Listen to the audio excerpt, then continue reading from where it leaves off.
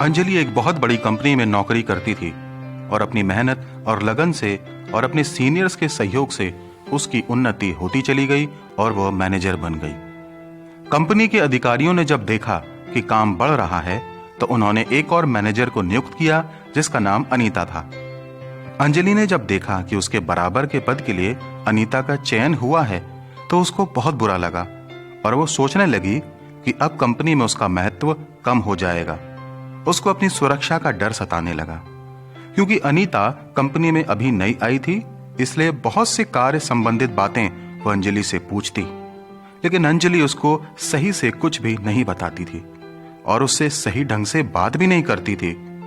Sunday को जब Anjali church में थी तो उस दिन का प्रवचन रोमियो के 15 अध्याय के 2 पद से था, जहां इस प्रकार लिखा है, हम में से हर एक अपने पड़ोसी को उसकी भलाई के लिए प्रसन्न करे कि उसकी उन्नति हो।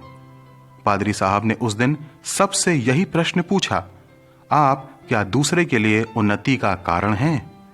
इस प्रश्न ने अंजलि को सोचने पर मजबूर किया और उसने अपने को जांचा और परमेश्वर से अपने उस व्यवहार के लिए जो वो अनीता से कर रही थी क्षमा मांगी। अगले दिन ऑफिस पहुंचते ही उसने अनीता से अपने अब तक के बर्ताव के लिए सॉरी बोला और दोनों एक दूसरे के गले लगे और तब से दोनों घनिष्ठ मित्र बन गए। आज आपका व्यवहार अपने कार्यस्थल में और परिवार में कैसा है?